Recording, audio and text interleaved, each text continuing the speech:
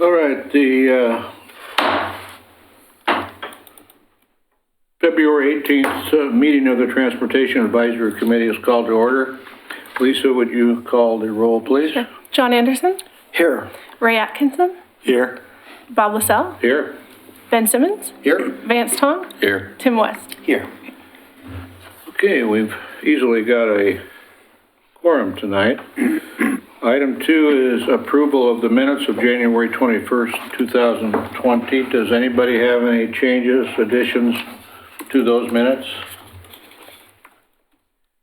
Everybody in favor say aye.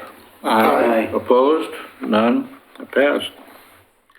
Item 3, agenda analysis. Does anybody have any additions or changes they want to make to tonight's agenda? None? Citizen comments. Young lady, did you want to make some citizen comments, or are you just here? Just here to observe. Yeah. Okay, thank you. Item 5, new business discussion items. The 5A 2020 Public Works Grant Update. John Lewis.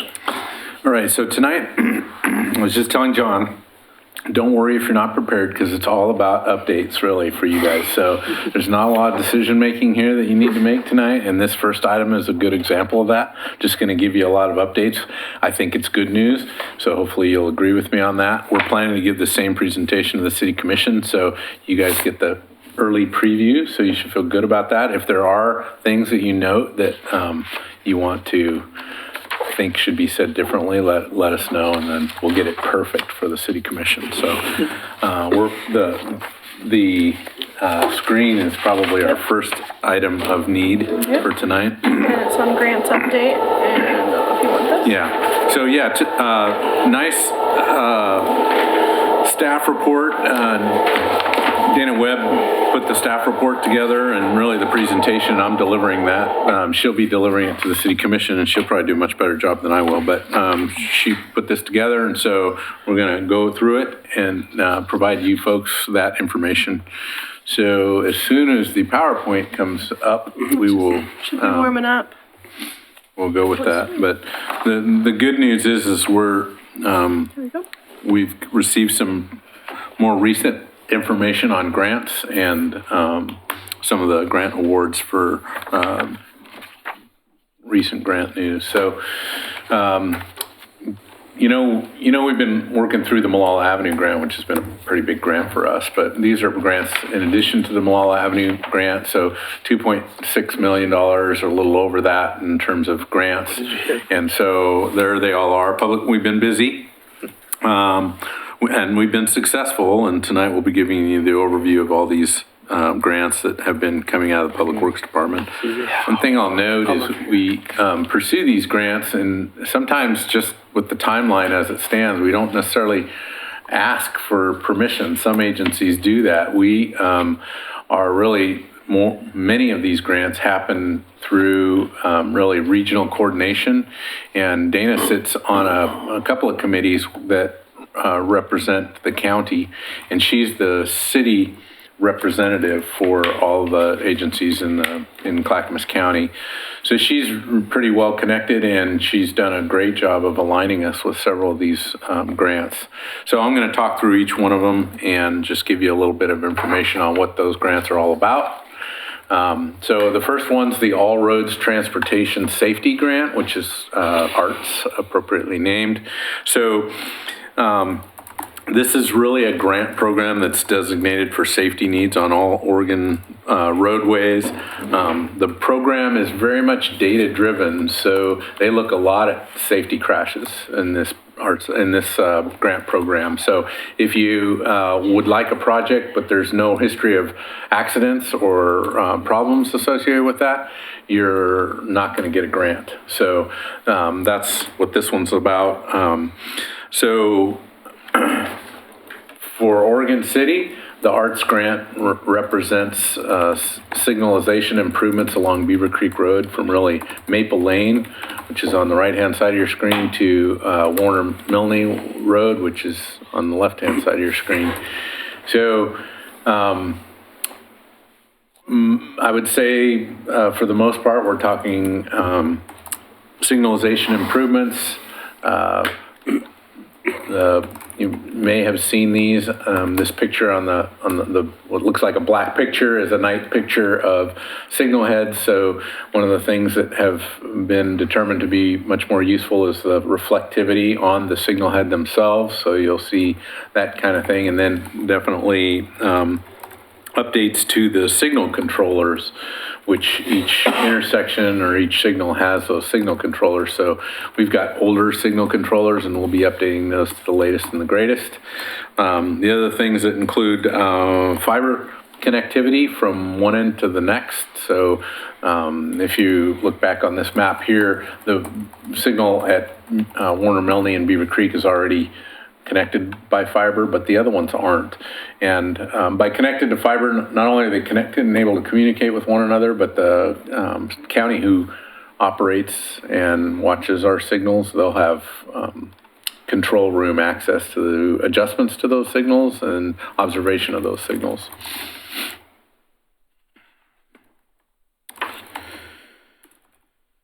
So I guess the other thing that I'll say about keep going there. This slide here is how do these improvements benefit you? Optimized signal timing allows for vehicles to move more efficiently along the corridor. This includes reduced traffic delays, which result in shorter travel times and a reduction in fuel use and greenhouse gas emissions. So in 2018, the city adopted the alternate mobility targets at the Highway 213 Beavercreek Road intersection. You guys all remember that study? It took us a long time to get through that. These targets acknowledge the high volume of traffic that uses this regionally significant intersection today and into the future. At the time, the city committed to seeking safety improvements at the intersection. Staff reviewed 5 years of detailed crash history and the intersection and found that nearly 85% of the crashes in that intersection were rear-end accidents, predominantly in the southbound direction. So upon further review, the southbound rear-end crashes, it was found that the majority of these occur on dry pavement in daylight with clear weather conditions and result in property damage only or minor injury accidents. A proven method to reduce these types of crashes is to install advanced signal ahead warning signage. So we see that in other locations. And the Highway 213 and Beavercreek Road intersection is large, and drivers often misjudge if they can clear the intersection. So another element to this project is that to assist with the fact that people are such a large intersection, they're not judging how much time they have to get through the intersection. And then those drivers that are quick to accelerate through the intersection when they're stopped. So in this case, to assist with this, the intersection will be equipped with an advanced, what they call advanced dilemma zone detection system that can modify the traffic signal timing to reduce the number of drivers that may have difficulty deciding whether to stop or proceed during a yellow phase. So signal systems are getting smarter and smarter. There is detection on this, and it's not necessarily speed detection like what you typically see in a lot of detection, but this does detect speed. It's just not there for the purpose of giving speeding tickets. It's really to help vehicles get through the intersection before those stopped vehicles, especially if they're running through the intersection light before they'll get the green light. So would they have a pink light between the amber and the red? No. Oh, okay. They won't, Bob. Good question. Very good question. So anyway, this is about safety at this particular intersection, and I think... What are they, blinking yellow lights before the semaphore? Is that what would slow a person down in the indecision zone, saying that the light's going to change? My recollection is no. It'll just extend the amber or yellow light longer.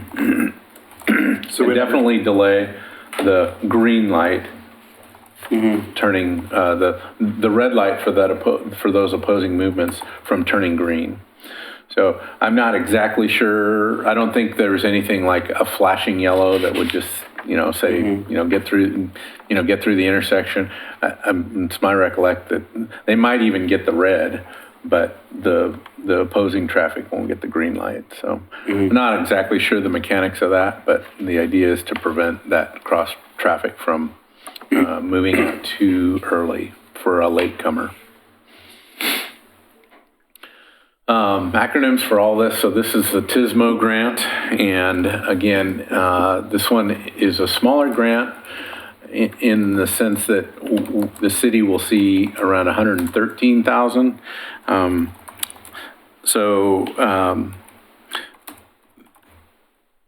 I'll just read what we've got here. Transportation System Management and Operations Program work to provide money-saving multimodal solutions that relieve congestion, optimize infrastructure investments, and promote travel options and reduce greenhouse gas emissions. So Clackamas County is the lead applicant on this project. And they checked in with Oregon City as well as other cities, and collectively we all applied for a grant, and they were awarded an $820,000 grant. This is for signal improvements beyond the ones that we just talked about. So city has an additional 16 traffic signals, all of which need upgrades, so new controllers and all those, and the reflective backing on the signal heads themselves. So 10 intersections are or will be already upgraded with the projects at 12th and Washington, which is done, Malala Avenue, which will be done under the Malala Avenue projects, and then the Arts project. So that really just leaves the 16 signals, additional signals. So those will all be completed. Do any of these signals include pedestrian signals, or all these the travel lanes? I wish I could answer that. I don't have that answer, but definitely the travel lanes. But this is, TSMO's based on, all travel options, but it's also kind of driven by efficiency. So Okay. I don't know the answer to that, Ray. Okay, thank you. Regional Flexible Funds allocation. So this one doesn't have a cool acronym, but they spell it out for you there. So Regional Flexible Funds Allocation Program, this is how we funded Malala Avenue. This is the grant pot of money that we funded Malala Avenue out of. It's the next funding cycle. So we'll be, we're happy to get another round of funding from this program. Active transportation as well as freight and economic development projects that support social equity, improve safety, implementing climate smart strategies, and managing congestion. So the goals of this work are to close the gap and provide safe pedestrian and bicycle access, and provide complete street design from McLaughlin Boulevard from 10th Street to the 99E tunnel. We've got some good graphics for that coming up. This work would build on the 2005 McLaughlin Boulevard plan by identifying how we can get pedestrian pathway on McLaughlin Boulevard along the Willamette River between 10th to the tunnel. But we'll also advance the sidewalk work on the non-river side. So both sides of the roadway, but the main focus is along the river's frontage. The grant will allow us to get through alternatives, identification and evaluation, and move forward with 30% design. This work will include public involvement once the work gets underway. Where would you put a sidewalk on the non-river side of Highway 99? On the non-river side, most people ask where we put it on the river side. But didn't you just say that you're going to make it both sides? Both sides? Yeah. So that we've got nowhere to go on that side other than what's there now, right? So it'd be improvements to what's there now, and there may be some opportunities at intersections for enhanced width there. But that's kind of the question. It's a tight corridor. It's like, why? Super tight. Nobody's going to walk on that side anyway. Well, maybe not. I mean, if you're at McMinimum's and you want to get to the Willamette Falls Legacy Project, you might want to walk, at least a couple blocks till you can get to the riverside, where hopefully we'll have a much better pathway there, right? But I agree, it's pretty tight, and there's constraints there that are a challenge. But as we look at the redevelopment of the courthouse site, there might be some opportunities there. There's definitely some right-of-way along some parking lot areas that we might want to pursue. So, there's some opportunities. Or the city could take the lead and direct people to walk this way. Okay, like cross 99 at the intersections. Right. Yeah, or use Main Street. Yeah, I mean, we don't have a signalized intersection at 8th and 99. The crossing that we do have that's signalized is right under the 7th Street Bridge. And that, that's likely going to be where we're going to direct folks to, but we also need to get them there. So if they're already on kind of the downtown side of the street and aren't coming to a signalized intersection, they kind of got to walk each direction depending on how they want to get there. So I agree, tight, but still kind of need to accommodate that. So this is just a graphic of where we're talking about for those that weren't following along there or understanding what we were talking about, but it's really trying to enhance pedestrian safe corridor along the Highway 99E Boulevard between 10th Street and the 99E tunnel. For those of you that know the area, I'm going to use the pointer, so I don't know if you can help me along here and show that on their screens. Can you use the little cursor to kind of show? That way they can see it on Right there by Railroad and... Right there, there's tunnel entrance that takes you really under the railroad tunnel and brings you up and around, if you've ever kind of traveled that. So, that's kind of the question is how do we, we're not necessarily building a path to nowhere, in other words. We would want to get folks over here. Probably that's the right place to have them cross to get there, but...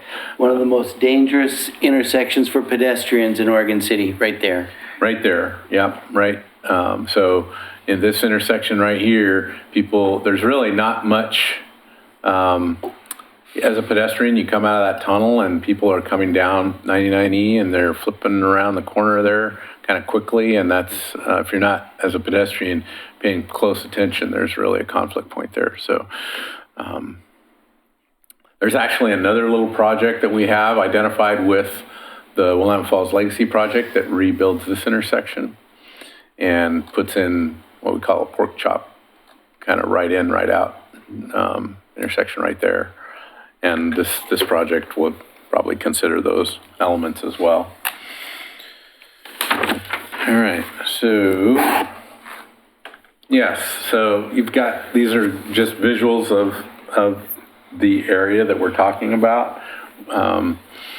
So if that top left photo there is really kind of standing near the 7th Street Bridge, kind of looking north down 99E. So there's that existing sidewalk that you're talking about, Tim, that is relatively narrow, doesn't have a lot of pedestrian amenities.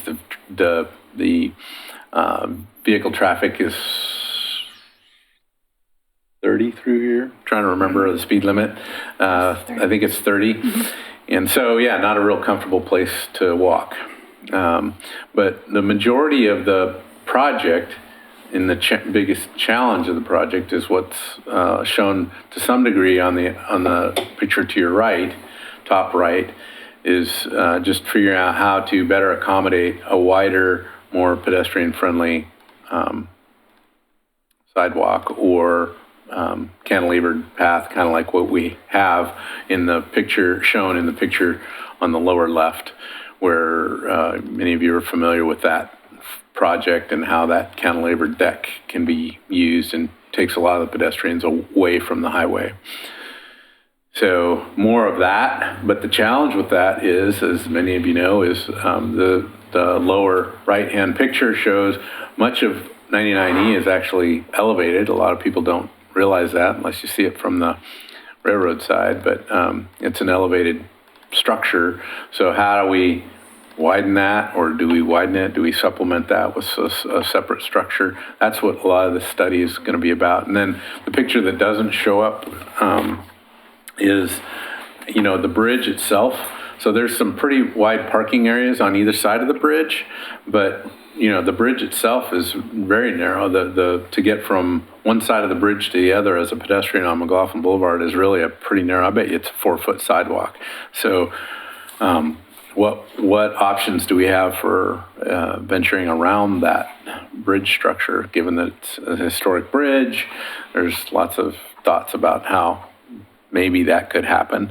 And I think it's a very interesting project. It's the toughest link that we've kind of addressed so far. That's the reason for, several $100,000 worth of grant money. I think, what did I say, six? Maybe a zip line would help pedestrians there. So Well, it looks like you'd also lose some width, either in the travel lanes or the sidewalks, by the addition of the landscape medians. Well, again, I think that's all part of the design concept that would come out of this grant. Again, I'd forgotten, but it's $673,000 for this grant, which gets us some concepts, gets us some public involvement in those concepts, and hopefully gets us to a 30% design package that we would then pursue a probably much bigger grant for the construction of something like this. So doesn't the Legacy Walk start at the bend in the road right there, and that's a 15-foot wide sidewalk to the river? It varies, but I don't think it gets any narrower than 15 feet. So here you got a 4-foot wide sidewalk right now, and it looks like it'd be very difficult to go ahead and make that join where you have a bike path starting at 10th Street. You got to connect that to the Legacy Walk. I could see that it'd be just impossible to go ahead and accommodate sidewalks on either side of 99, and you could just make for a much more wider sidewalk on the riverside where everybody wants to walk anyway to look at the river. And just looking at that bend on 99 on the inside turn, you're putting people in danger if you're going to put a sidewalk there. And parking is at a minimum anyway right now in that area. So to take away from parking to make for a sidewalk, you're hurting the city. I think we have a representative for the TAC on this particular project here. I think that's what I'm hearing. All good ideas, ideas which I think are going to continue to play out in this process. But you may very well be right. Maybe it's better to find safe crossing locations at 8th and 9th and 6th, and not necessarily worry about sidewalks on that side. Okay. Statewide Transportation Improvement Fund. Statewide Transportation Improvement Fund was funded from House Bill 2017. A portion of those funds were set aside for regional coordination programs. The regional coordination program selection criteria looked at improving last mile connections within the region, improving access to jobs and essential services for low income and minority populations. The project team is getting started and is working to get a consultant on board. Public outreach will quickly get underway for route planning. So this is the last mile shuttle service. It's funded in Oregon City, and those are long-term funds. One of the concerns we had was we don't want a 3-year shuttle service only to lose funding long-term. So this grant is more like a 3-year plan, but it's our understanding is once we get it up and running, that funding sufficient to keep the program running will continue. So think about those locations or routes that are off the that cross but not aligned with the TriMet routes. So we hear a lot about Park Place, South End, Myers Road, some of those kind of places. So we'll look for more of that, and but places that will also get you to like the Community College Transit Station, our main transit station, key stops. So it should be a good program. Right now we're talking about working with the county, who also got a grant for this in the Sunrise Corridor area. So they're also, that's why we're doing it together. And Ray, you're sitting on that group, are you not? Yeah. I am. So he's helping to kind of help select the team. Oh, not that part. You're not on that part? What part are you on? I'm on the, I go to the, Is it route selections? no, I'm just on the county meeting, discuss the shuttle funding.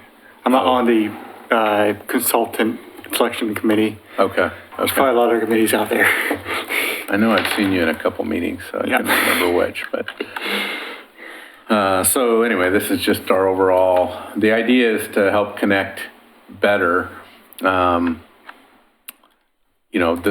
Oregon City residential neighborhoods with the transit that's provided in Oregon City now. There are some other grant funds that were issued out of this, one that looks at alignment between Oregon City and Tualatin. And West Lynn also, I think, there was a grant, a Also Milwaukee. partial grant. Oh, from Milwaukee. Milwaukee was The industrial park area. yeah. So it will look, I don't know, the Grove Link in Forest Grove, that's run by a private nonprofit that has a similar program. That's kind of the model that I think the county and the agencies that were successful at getting the grant are looking at. I'm surprised my shuttle's not on this map. But when is the grant money available, John? It's available now. I think they actually acquired 2 or 3 shuttle vans or buses. They're the smaller buses. Oh. And so, yeah, they're ramping up to get consultant services on board, which, so both How are the actually, study groups selected? say that again? How are the study groups selected? County's been leading most of that effort. They've been okay. inviting the city to participate. So Dana's helped with selecting. I think there were 2 applicants that applied to help do the study. So, and my recollection, well, I shouldn't say who, because I don't know if they've announced it, but I do have the inside track on that. But I better wait. But they've selected one of the 2 firms that submitted. So our next grant application will be for Safe Routes to School infrastructure. The 2017, House Bill 2017 legislature did a better job funding Safe Routes to School, so there's a lot more money available there. So we're planning to pursue that. Based on the current grant criteria, we're looking at an application for a project along, Bob, your neighborhood, Holcomb Boulevard. So the project along the corridor should be successful because Holcomb Boulevard is a Title I school. That matters. So that's one of their considerations. Current speed limit along Holcomb is 40 miles per hour. We may pursue changes of that, but that's the current mile per hour postings. The crossing distance in the corridor ranges significantly. There's no signalized crossing along Holcomb Boulevard, so that has been, I think, Bob, you made a pretty good argument for why that's important for the neighborhood. So crash data, we're still looking at that, but it's definitely one of the other considerations that go into this grant. So we think we're going to be successful there too, but we haven't secured that grant just yet.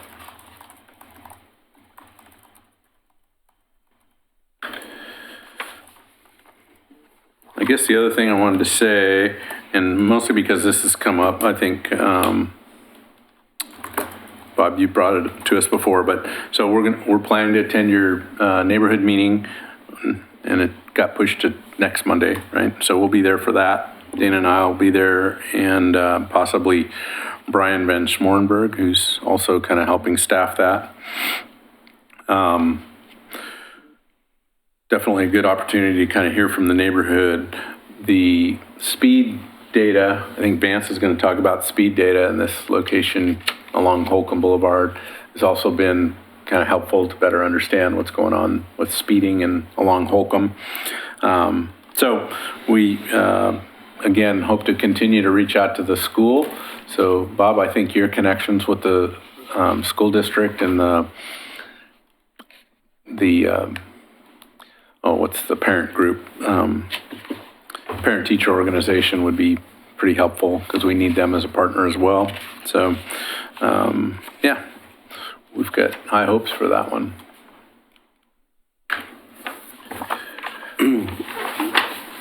I have a question. When is that future multi-use path going to be implemented? You mean the one on 99E? No, if you go Holcomb? back one, there was a brown line, dotted line right there, going to the school, coming down from Beavercreek, or no, was that Redland Road? It's a project that's in our transportation system plan. At this point, we don't have any, have it on any 5-year CIP plan or anything like that. It's just a project that's listed in our 20-year plan. So, No right-of-ways have been purchased or no, none of that? no. Does it connect to the Oregon City Loop Trail? It looks like it would. Yeah, it is part of the Oregon City Loop Trail. Oh, it's part of it, okay. Yep. Where can you find out about the rest of the Oregon City Loop Trail? It's actually in the transportation system plan, which is also online. So it shows that through Beavercreek. It's a loop trail, so it goes around, pretty much around the city. It goes through Metro's property out of Kenema. It's on Metro's Trails map for the region. Yeah. But it's a good point. Those kind of trails are, unless they go through new development, they're a challenge, especially if you're thinking of a hardened path with pathway lighting and the whole, Even a gravel path would get tons of use. I agree, yeah. Build it and they will come. Mm-hmm. Yeah. A good portion of this one is in the, along the stream corridor, which Yeah, it's kind of that big draw. always adds a little Yeah. complexity, but at the same time, it's kind of the right place for it because you're close to nature, so, yeah. Mm-hmm. Any other questions?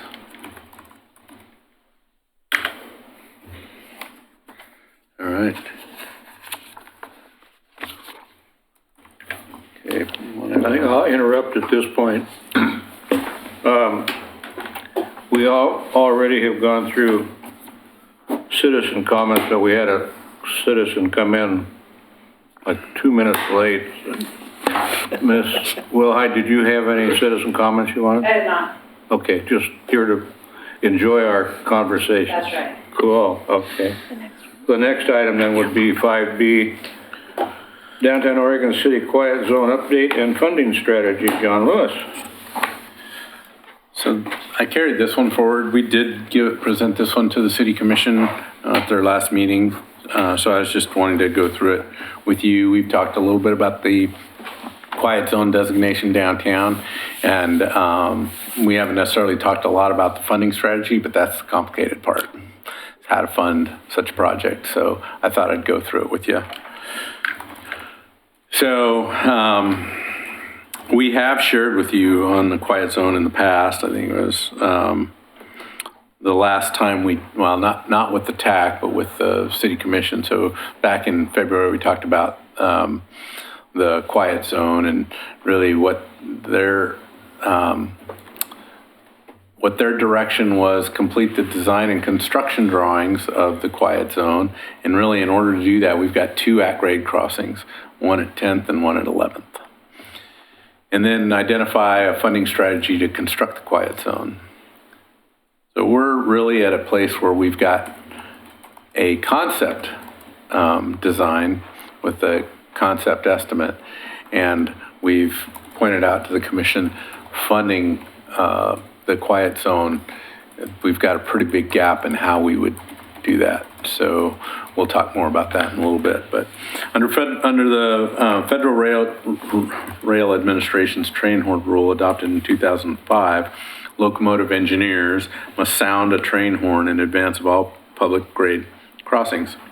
Train horn rule also provides an opportunity for agencies to mitigate the effects of train horn noise by establishing a quiet zone. In a quiet zone, railroads are directed to cease the routine sound of train horns when approaching public highway rail grade crossings. Train horns may still be used in emergency situations. Localities desiring to establish a quiet zone are first required to mitigate the increased risk caused by the absence of a horn. 2 public grade crossings exist in downtown Oregon City, and that's at 10th Street at near Singer Hill Road and 11th.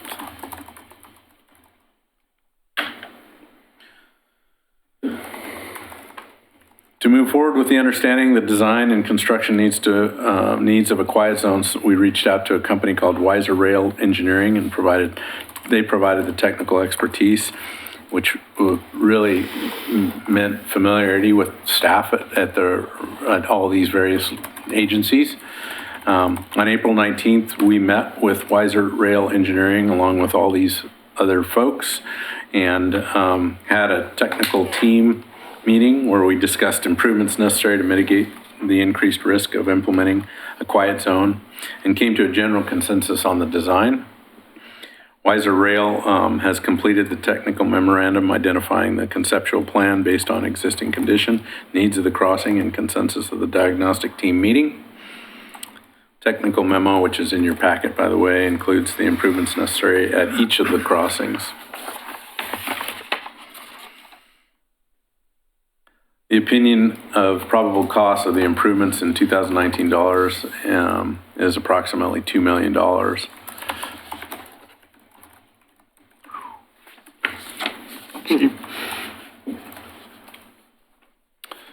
So Where would that money come from? Well, that's what we're going to talk about. Oh, okay. So most of you are very familiar with this location. It's probably one of the heaviest used pieces of roadway we have. So 10th Street, as you go up the hill from Main Street, crosses the railroad there and then turns to Singer Hill. I don't expect you to be able to read this, although this document's in your packet. But really, it required replacement of the biggie was supplementing the existing gates and controller that's there now. So controller upgrades, new gates, and we'll talk a little bit more with a different slide about what those gates are, but we're calling them a quadrant gate. So there's 4 of them instead of 2, which cover all travel lanes instead of just the one in the typical driving direction. The other big change in, Lisa, if you can point for me again. Sure. Is trying to get pedestrian access from what's already a pretty steep grade along the Singer Hill path down and across the railroad tracks in a slope that meets Americans with Disability Act requirements. That's good. It required complete closure of Dutch Brothers. Right now they're partial closures. And obviously that undeveloped lot that's right at 10th and Main, city owns that lot. So there is a development proposal that that's been in the hopper for some time now that needs this solution to really kind of work. So it would, if you look at the cross section of that roadway, I don't know that it shows up great here, but that undeveloped lot, which is, everybody know where I'm talking about, it's right here, that right now the cross slope really falls off pretty steep there. If you ever have to drive off the edge of the road there to get to that parking lot, be careful. But the idea would be to raise that grade, build new sidewalk, driveway approaches, et cetera, to make that happen. I thought sale was pending on that for a 30-unit apartment building. That's true. It continues to be pending. A lot of it's hinged on this improvement as well. Mm-hmm. So yeah, there's still a interested party that hasn't really left the table. if you got more questions about that, our new economic development manager is James Graham. He'd be happy to help you. So just a real quickie on the 4-quadrant gate. That's a pretty good depiction of what that means. And they even have a specification for the amount of allowable gap in between the end-to-end gates there. So that made it pretty hard. Our thought was, man, if a car can't get through there, why do you need, well, that's their standard and that's the railroad and that's the expectation and we will have to meet it. So we found a solution that gets us there. It's just going to be a challenge if you know the geology there and just the geometric configuration of that. It's not going to be easy. They also want us to upgrade the raised median that's there today, which is essentially a temporary median with something more permanent, like a 6-inch curb that, obviously cars can get over, but much more less of a approachable facility as opposed to what's shown on your left-hand side of your screen. That all those candlesticks kind of just fold over if you hit them. So this other curb is thought to be more, more of an obstruction. Well, now, if they've got those 4 gates at the railroad itself, why would they need additional traffic blocking measures that shows in this left-hand picture? That's a good question. I think they again, keep in mind that the railroad is trying to mitigate for a scenario with no horns, right? So whether it be a vehicle or a pedestrian, their standards are very, very high. They want to make sure that there's no mistake, even for those folks who are, suicidal to kind of get into the wrong location. So again, it's a standard that they have set and it's adopted and recognized in the industry as the only way to do it. We're actually needing some exceptions because of the curvature of Singer Hill Road. So in theory, they'd like, I can't remember the distance, but maybe 150 feet of median on either side of the railroad. And, with that turning movement there to get up the hill, we kind of have a problem getting a median like this without, and still accommodating all the truck turning movements that we have to have at that location. So we felt like, their asks were in alignment with their standards, and we felt like they were reasonable on the Singer Hill side of the project as well.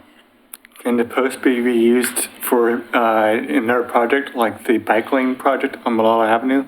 Sure. Well, I don't know about the I was just thinking about project on the Malala, buffer. but they can be used elsewhere. Yeah, that's all. Yeah. I think we put them in. They're nailed into the ground and into the asphalt, and we can pull them out. Cool. The other crossing is one you're less familiar with. It's on 11th Street. It's a pedestrian-only crossing. It used to be a drive-through crossing. Some of you might remember that if you've been around Oregon City long enough. But it's been closed to vehicles for years, and now there's really one location where it looks like that picture on the left.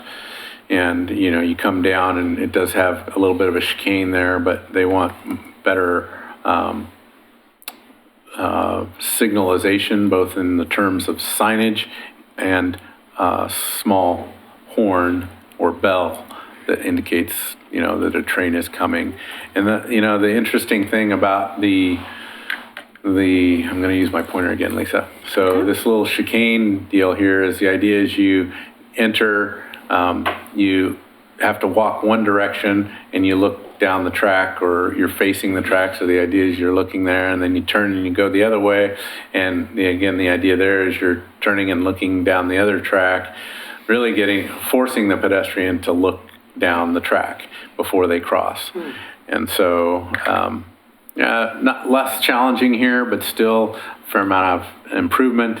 They also had, I think one of the concerns was that they had some fencing improvements along either side of the track, just to kind of keep, people away from, they're not in love with the existing crossing facilities, and they don't look very good anyway. So if you look at the picture on the right, it doesn't look very good. So removal of that when more, something more along the lines of the fencing. I don't know that we have a good picture of it, but the county did a really nice job with their fencing along here. So something that looks kind of like that is probably what we'd be looking at. I didn't even know that was there. So there'll be bells and lights that will start going off instead of the horns when the gates come down? Yes, we talked a lot about, we're trying to avoid the blowing of the horns, right? Mm-hmm. These are not going to sound like that, but if you're in that house, there's a house adjacent to that. You will have that to hear when the trains come instead of a horn. Sure. Similar to the concept they have over in Wilsonville with the train that runs there, that the horns are mounted at the locations as opposed to coming off the vehicle itself. Yeah, I'm not familiar with it, so Okay. I'm gonna say I bet, yes, Okay. they're probably like that. We did talk about, making them pedestrian level horns. They're supposed to be focused on the pedestrian, not necessarily, the community. But still, they've got standards for what those horns are and what their audible levels are. Okay.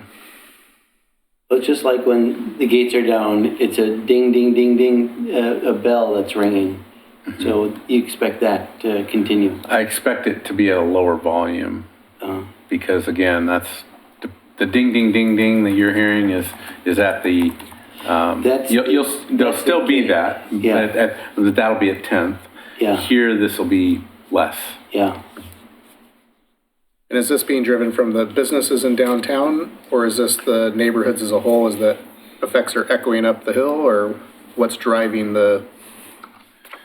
So the driver, as I understand it, has always been the idea of having mixed use downtown, residential in our downtown core, and the feeling that with the the noise of the train is one thing. It's the blowing of the whistle that, has been considered less compelling for folks that would want to live down there.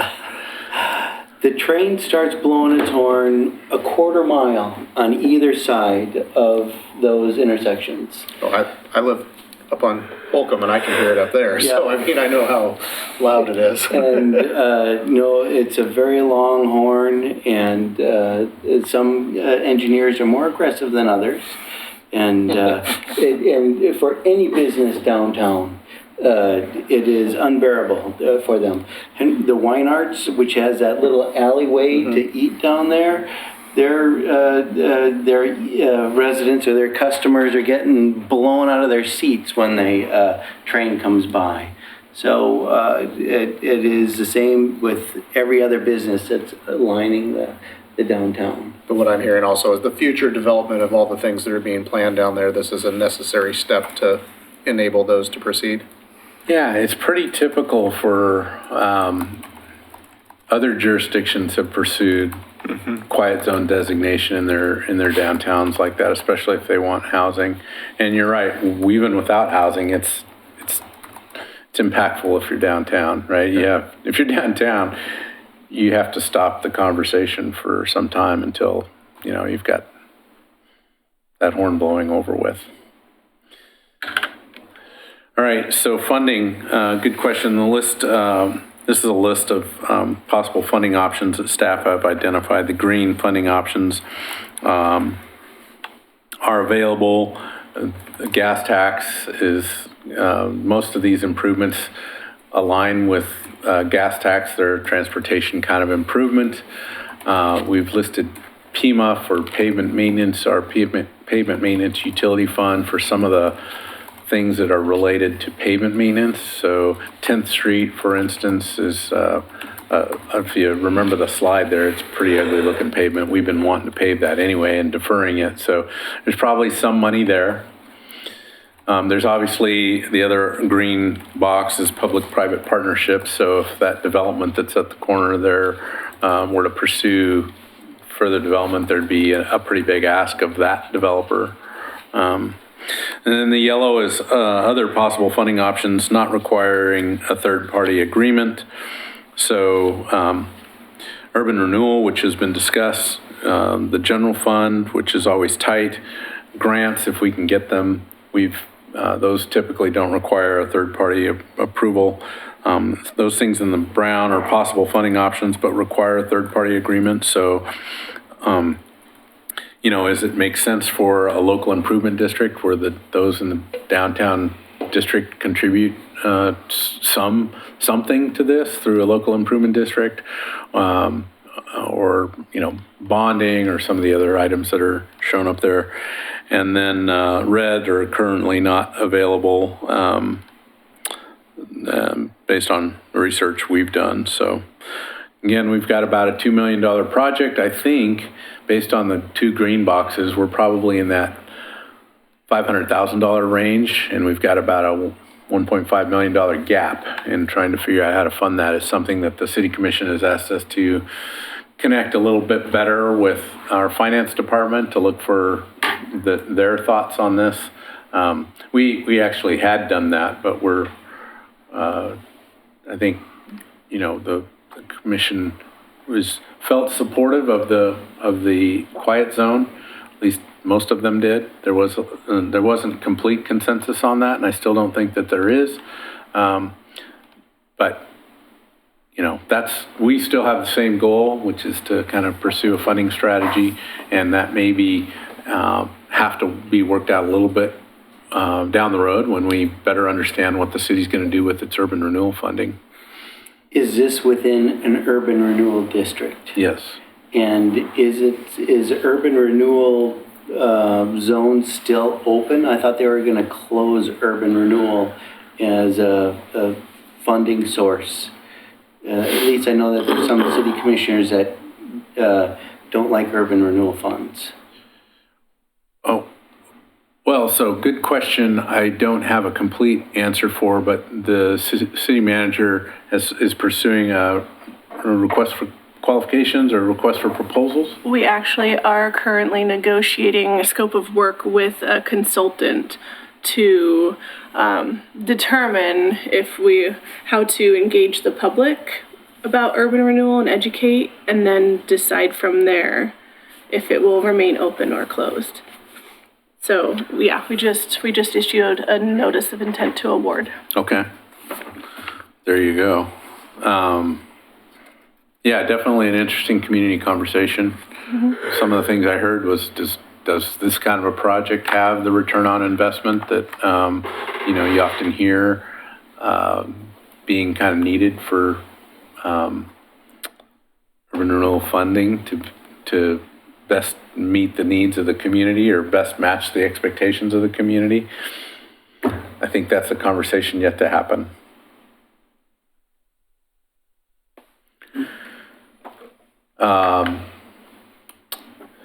This is just a quick slide on what others have done. So Tualatin did theirs back when they had ARA funding, and that's no longer available. Portland has used some public-private partnerships. Commissioner McGriff kind of validated that as well. Bonds have been the answer for other jurisdictions. Is this within the scope of T2020 for McLaughlin Boulevard corridor? I don't know if it's within that area that could be used. There's a lot of money with T2020. Yeah.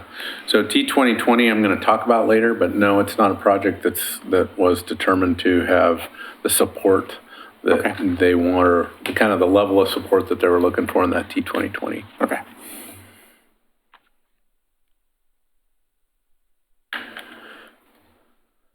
So I think what we heard from the City Commission was they confirmed the objectives within the goal related to the quiet zone.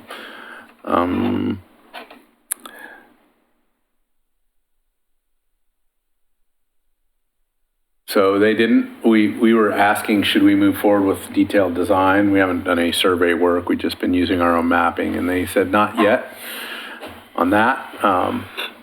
They're definitely not interested in closing 11th Street, the pedestrian crossing at 11th Street. It's actually got, I don't remember the numbers, but it was, it's like between 150 and 200 pedestrians per day using that 11th Street crossing, so pretty well used. So they gave us a few months to go back and think about other funding options, and with the idea that they would have a little better understanding of where they were going with urban renewal, and then we'll bring that back to them. So the other thing is the number of trains that go by every day. I think at one time I heard that it was like 29 trains a day. Is that the current number, or do you know different? I don't know the current number. Do you count them? You're so close. You probably do. You probably know. You probably know better than most. I know that it's at least 20. It was about 29 a few years ago. Yeah. If not 35. Okay, so there's a lot of trains. A lot of trains. I should know that number, but I don't. It wouldn't surprise me if it's over 20.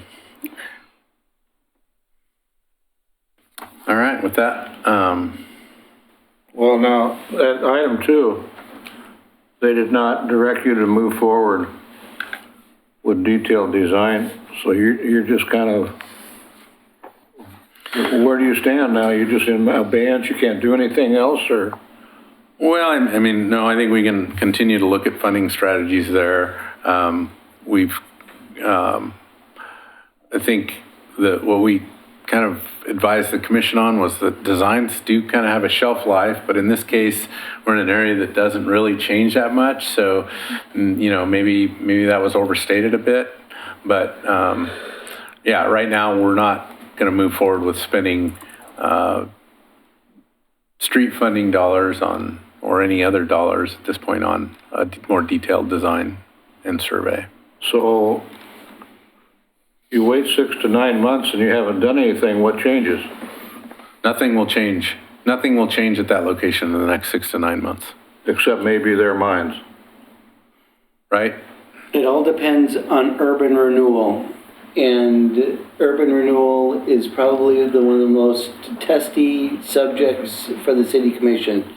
And they've been looking at it as a developer giveaway for such a long time with the Cove area that it's hard for them to look at a general public improvement like this would be and put it into a different perspective and see how the properties could go ahead and be appreciated because of less noise right there and make it a quieter, better, safer area. Yes. I mean, I also think that there's lots of other funding options there, and trying to vet some of that with the community. To me, a local improvement district makes a lot of sense for those folks downtown that most would benefit from this.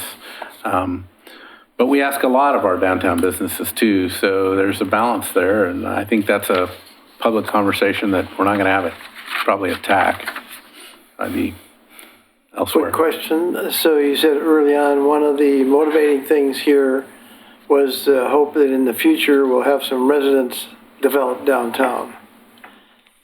So it's kind of a chicken and egg. Maybe this inhibits developers from putting something together because they know it's going to be a problem.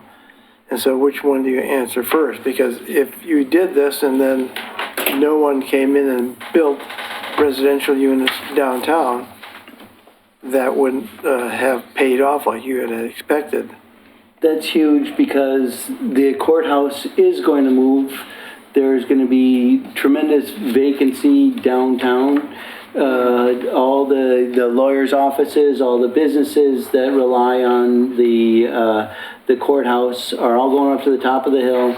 And if we're going to rely on tourism and the Riverwalk, this would only be an enhancement for the whole city. Good point. Thank you. Okay.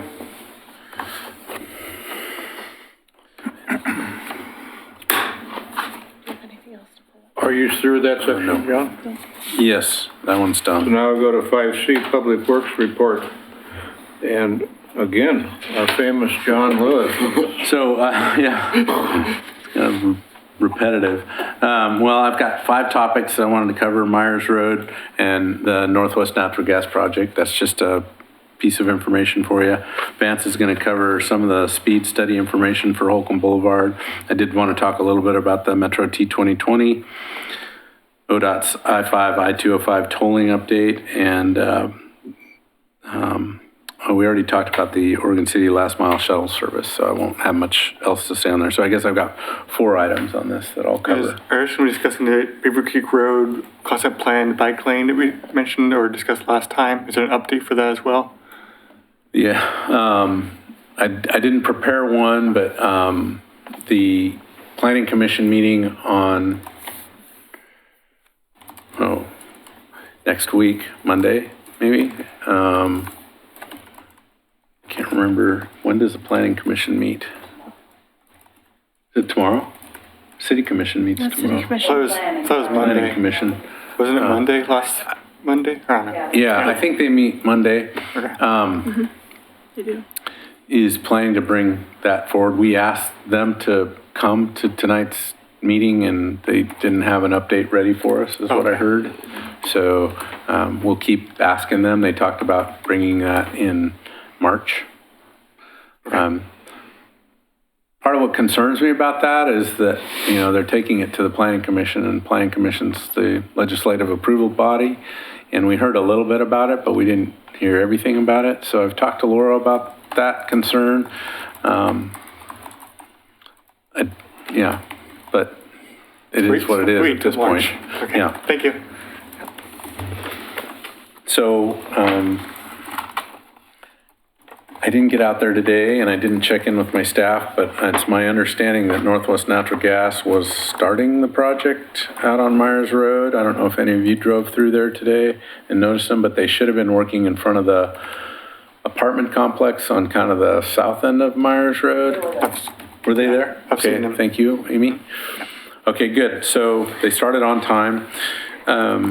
They're basically building a 6-inch diameter gas line. I believe it's 6-inch diameter gas line from 213 to Claremont, all along Myers Road. And when we learned that they needed to do that project, they were really kind of trying to get ready for the Myers Road that we're building right now, right? And extending that through, and they realized they had a supply problem. So they reached out to us and said, hey, we want to build this pipeline. And we said, well, you can't do that because we're going to have Mulholland Avenue under construction. And we don't want both projects running at once. So they accelerated their design and their construction window, and they're committed to getting it done pretty quickly. We're looking at probably middle of June, late June, for them to be complete.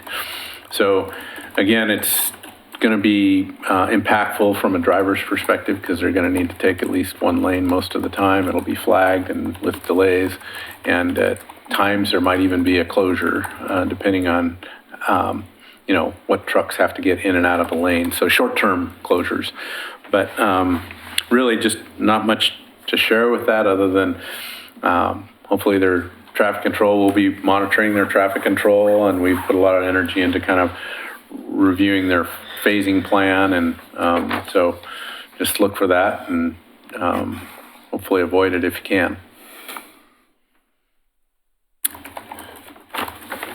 You want to go with the Holcomb study?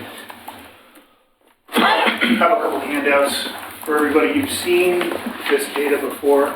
My apologies, I didn't give you the electronic version. So last month, for those of you that were here, as you recall, we had Captain Davis, and then I forget the other officer's name that talked about Traffic sergeant. The speed study on Holcomb.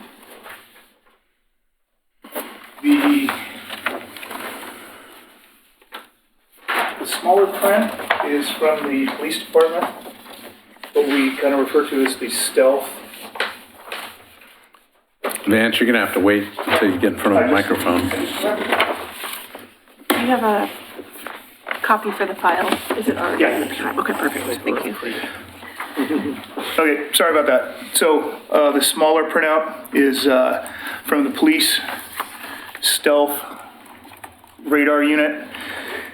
The larger document is from our Public Works radar trailer. Again, we saw this data last month, but I just wanted to get it back in front of you for reference.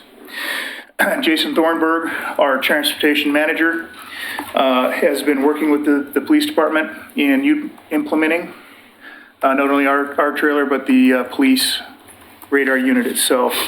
Jason, well, there's a question that came up last time. How does the data between the police apparatus and our apparatus coincide? How does it match up? So Jason typed me out a nice email that really boils it down. So I'd just like to read it to you. Certainly ask any questions if you see fit. Okay? The Oregon City Public Works radar trailer only registers traffic traveling in one direction, which would be towards the display. The PD stealth box registers traffic traveling in both directions and has no way to differentiate the directions. So it's measuring every car. It can't tell you which way it's going. Ours, we know the direction because it's only picking it up one way. And that's a huge difference, as you might imagine. All data is lumped together in one report, meaning the number of trips and the 85th percentile for the PD stealth box is for all traffic on a segment of road, not just one direction. I've thought about how I could set up surveys, but the two directions versus one direction will always cause a problem.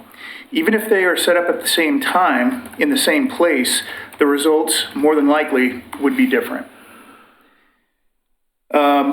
Attached are the reports that you have from Holcomb Boulevard, the PDF, which is a large document with the red graph on it. It's from the Public Works trailer and was placed west of Winston, picking up traffic traveling eastbound. The Word document is the police department covert box. It was attached to a streetlight pole at the intersection with Winston, picking up traffic, again, traveling in both directions. The surveys were done a couple weeks apart and are for different lengths of time. The PD covert box is for 1 week. The Oregon City Public Works radar trailer was for 2 weeks.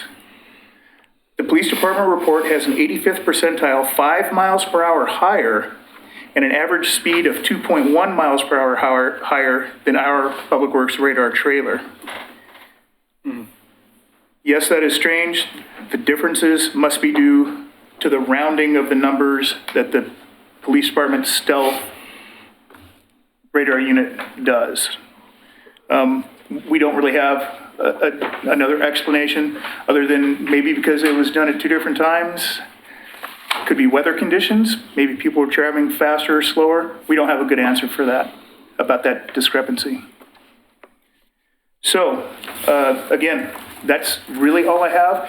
And that was hoping to answer the question that was asked last meeting. What's the difference between our unit and the one the police department has? So this one was uphill only, and this one is uphill and downhill. Correct. The Public Works radar trailer was placed west of Winston, picking up traffic traveling eastbound on Holcomb. Most likely your difference is you got all traffic going up a hill versus up and down. So that's probably your discrepancy. Yeah, you're probably right. Yeah, that would be for sure. Yeah. You gentlemen have any questions on that? Or is there any other follow-up that I can do for you? Were you guys looking for a follow-up to the 85th percentile or changing speed or anything? Well, Dana Webb has been, working with ODOT. I don't know where she's at, but we are working with ODOT to have ODOT study Holcomb and see if a speed reduction is warranted. Certainly, I think any reasonable person that drives Holcomb thinks there is. We've heard very loudly from the residents that there is a need and a want for a lower speed limit there. Through this process, I don't think it would hurt if the Transportation Advisory Committee, if you felt strongly as a group about this, if you wanted to do a letter of support that we could add to our packet and give to ODOT, encouraging the reduction of speed. It's totally up to you folks. But yes, we are currently working with ODOT on that. What's the time frame on seeing the ODOT report? I'm not sure. So my recollection is they haven't started it, and they were telling us it was going to be early summer before we would see that. Okay. I may be wrong, but I want to say we got a letter of support to go I along think with we that did. I think we did a package. I think we did when the motion discussion started. Was there already one done? I believe Okay. so. the previous meeting. Great, thank you. All right, so The study that ODOT does, how does that differ from these two reports? Great question. Well, they would use that data and their own studies, and I'm not sure if everybody knows, but we can't, as a city, just change the speed limit. We have to have authorization from ODOT to actually physically change the speed limit on any road in the city. So to answer your question, I'm not sure what the ODOT study involves. I'm sure they would do speed counts similar to what we've presented to you with our radar trailer and the police radar unit. How much weight do they put on the 85th percentile? Because viewing what I'm seeing here, we got one report saying the 85th percentile is 39, the other one says 44. So if it's a 40 zone now, wouldn't that basically warrant no change if that's what they're using as the basis? If that's the only thing they were using as the basis, you're probably correct. Okay. yeah, so my recollection is we give them speed data in the application, which happened before we collected this data, right? So they've got that application. In communications with them, I'd have to find out from Dana or not, whether or not we've submitted any of this new information to them. But without that, they do their own speed study, and that probably make the most sense for us to just let them do that. Okay. I think I've seen reports, and I don't know if these are from ODOT or not, but they're more specific about the trip count. Tells you how many trucks were going so far, so fast, how many individual private vehicles, how many vans. I've seen really detailed, but I'd say, I don't know if those came from ODOT or where they came from. Yeah, I haven't seen much of that where the vehicle classification is broken out like that, but definitely by hour of when they tested it. Obviously, we've got it by hour as well, but yeah. So no change again in this scenario. We're just trying to get back to you because there was some question about whether or not the more stealth recording device would record speeds at a higher level, because there's a lot of thought that people see the radar sign and they slow down. And so there's a little bit of element to that because we saw two different, but it may have very well been because we were measuring uphill traffic versus downhill traffic or some of the other elements. So inconclusive, but we'll keep working on it. I think the police department really appreciated the fact that we're using their unit. In the past, that's always kind of been something that we weren't doing for them, and we went ahead and are doing that now. So we'll use that information as well as a radar trailer. Is that being utilized around the city too in other areas frequently, or is this something that we have to develop and ask before it gets put? We haven't, well, we'd like to use it, we're going to use it, but we haven't used it. As far as I know, we haven't installed it in any other location than this one. Correct. Is that something maybe you can take to the local neighborhood councils and maybe identify some areas that are kind of be preemptive about it with the public? We've done that with the radar signs that we have. So we have, several locations where we move those to, and we've done it that way. I don't have a sense. Have you guys talked about that at all? No. I didn't know if at that level, if they're even aware it exists. So. One of the things that Public Works and the police need to do in regards to our radar trailer, the police department's covert box, is coordinating our efforts a little better as far as location. Mm-hmm. Because Public Works, we kind of have our list, and the police department, they've kind of got their list. We've got the folks that call us. Same with PD. It's as easy is us in Public Works reaching out to the PD, setting up a meeting, getting a map out, or just documenting locations. So one, we're not duplicating efforts unless we feel the need to try to duplicate efforts to get some different data potentially with the different devices. But mainly not to duplicate the efforts, so between Public Works and the police, we can spread out these assets throughout the city in a more efficient manner, in a more widespread manner. And it sounded like from the meeting last week, the very important piece of the puzzle was they were able to identify the big outliers of speed and when those were occurring so that they could patrol the area and target that. So sounds like a great tool that could be used to maybe minimize some of these high-end speeders that are causing a lot of the complaints. Right. Okay. Yeah, because I think they did pick up several that were doing like nearly twice the limit. I saw maximum speed on one was 85. 85, yeah. Yeah. Yeah. It's pretty fast in that area. Yeah. It wasn't me. Sure, like it. I sold a Corvette. Somebody was trying to see how high a number they could get on that display. Well, the police not a department one doesn't have any display. It's still, you don't know it's there. It's our Public Works one where Yeah. that potentially could happen. All right, thank you. All right, so I've got three updates here, two more updates, because we already covered the last mile, first last mile shuttle service, but that's done. But the Metro T 2020 measure is coming your way, whether you like it or not. It's a Metro bond measure that's coming up in November. And right now there's a lot of work underway using Metro staff and local agency staff and probably the community. I'm not attending a lot of those Metro meetings, but they're definitely pursuing projects for that list of, for that bond measure that would be something that the community would feel would be worth investing in. So in early January, the Transportation Task Force issued their Tier 1 corridor investment recommendations, and the McLaughlin Boulevard corridor is one of those corridors. I think there's 8 corridors. I could be wrong, but there's throughout the metro region, there's several corridors, and McLaughlin Boulevard was one of them. And for our boulevard, it looks like we've got right now $280 million worth of investments.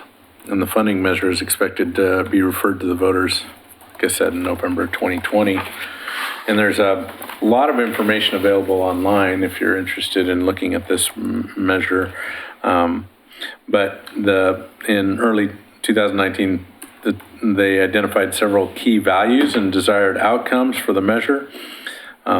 These provided a key guide for the staff recommendation. These values include the following and if you're interested in more detail, you can go to oregonmetro.gov/transportation and find them. But the values were improve safety, prioritize investments that support communities of color, make it easier to get around, support resiliency, support clean air, clean water, and healthy ecosystems, support economic growth, increase access to opportunity for low-income Oregonians, leverage regional and local investments. So those were the values. And they have, and it's not in your packet, but they have a informational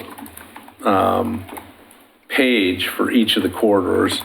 And so I'm just kind of looking at that right now and kind of sharing that. But as you move towards Oregon City, there's really kind of 3 projects that are in or touching Oregon City. The I-205 ramp at 99E would add dual left turn lanes to McLaughlin Boulevard, both I-205 ramps to ease congestion and add bike and pedestrian facilities. That's a $7 to $9 million project. So everybody know where that's at, right? 99E and 205. This one was another one of those that kind of runs pretty well with the grant that we got for the study work of the pathway between 10th Street and the 99E tunnel. They're calling it the Willamette Falls Bike Ped Plan, 10th to Railroad Avenue, designed to extend boulevard treatments along McLaughlin, including the riverside, a multi-use path, medians, sidewalks to improve safety for people walking and biking. That's $1 to $2 million. So that's in addition to the money that we've already been granted. So the idea would be we do the concept phase, get that to 30% design. This added funding would get that through complete design. And then the third project is the Trolley Trail Bridge. This has been a project that Gladstone and Metro have been pushing for. So if you're familiar with the existing bridge, it's closed right now at 82nd Drive. That's the bridge that houses or holds, I think, 3 pipelines is what they're working on right now. That's wastewater from Happy Valley and that whole end of the north end of Clackamas County. So those pipelines, if you're ever wondering what they've got in them, they've got wastewater, and then take it to the West Wastewater Treatment Plant.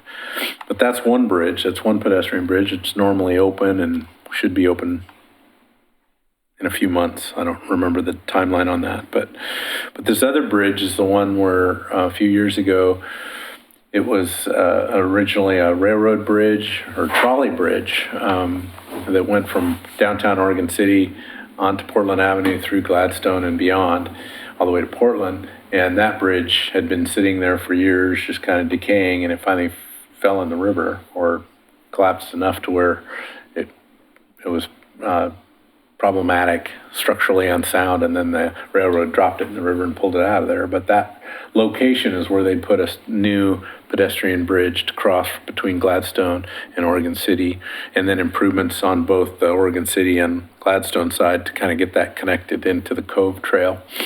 So that's another $10 to $14 million right there. So those are 3 projects that I think would serve Oregon City very well, and hopefully would be enough to that combined with all your other travels in the metro region and those other projects. There's a bunch of them, more than you could probably, well, more than I'm going to go over for sure. But if you're interested in that metro bond measure, take a look at that. There's a lot of good information on that. So the $14 million for the trolley bridge is Metro funds in the 2020 plan? It's fund allocation that's been identified in that long project list of projects that would be funded if Metro's T2020 measure passes. If it doesn't, those projects don't have a funding source. All right, and then the last thing I wanted to give you an update on was the I-5, I-205 tolling update, and really, I'll just read through this. So in 2017, the legislature directed Oregon Transportation Commission to pursue and implement tolling on I-5 and I-205 in the Portland metro region to help manage traffic congestion. 2018 feasibility analysis, which included both technical analysis and public input, determined that tolling could help manage congestion and raise revenue on I-5 and I-205. Tolling has dual objectives: managing congestion and raising revenue. Staff are participating in the 2 technical groups. The regional modeling group, whose purpose is to share information and provide ideas and considerations to the project team related to technical approach, analysis tools, assumptions, and limitations related to their modeling. The group will be overlooking at 2 concepts: a diversion. The group will be looking at 2 concepts: diversion, trips that move off the tolled corridor during specific times to avoid the toll, and rerouting and increases in traffic on adjacent roadways, both in the short and long term. Transit multimedia working group, whose purpose is to consider options for transit, bicycle, pedestrian, ride sharing, and supporting programs, as well as providing technical information and recommendations to the project team. Each of these working groups will meet 8 to 10 times over the next 18 to 24 months. Another program, different agency, this is ODOT, not Metro. A lot of information online about where they're at in the process and why they're pursuing it. There's no certainty that tolling is going to be the answer. But again, that was the direction ODOT was given, and that's what they're pursuing. Without tolling, there is a pretty big question about how they would fund the I-205 bridge replacement, or I shouldn't say replacement, expansion. So I guess no guarantees either way. That's just how it is right now. So Just to let you know, I'm on the transit multimodal working group. We had our first meeting, I think, last Friday, or Thursday, sometime last week. So I'm on that committee or working group. yeah, they have several groups. So if there's interest there, I think you let us know and we'll see if we can get you in that group for sure. That's all I had. Actually, no, that's not true. Sorry. The schedule associated with this I-205 tolling conversation. So right now they are in the scoping phase, and they're going to use, it looks like, about a year and a half to do, they call a NEPA draft document phase, which I think includes, looks like preparation of some technical documents, begin preparation of the draft NEPA document, develop mitigation for project impacts, select preferred alternatives. So that's gonna take them through 2020, the end of 2021, and then the final FHWA publishes that final document in the first quarter of 2022. And at that point, there's looks like lots of public involvement along the way in this kind of schedule that they've provided for us. And I know you're going to ask me this, and I'm not sure I know the answer, but that NEPA, what that stands for, you don't remember, do you? This National Environmental Protection Act. There you go. It's on my exam I'm taking in May for the planning or association. Planning map. Okay, that helps us out a bunch. It's another acronym. Yeah, so that's all on I-5 tolling. That brings us to item 6, communications. Does anybody have any good info they want to give us about anything related to transportation? Pretty silent group tonight. Item 7, future agenda items. Does anybody have anything they want to put on future agendas to discuss in relation to transportation?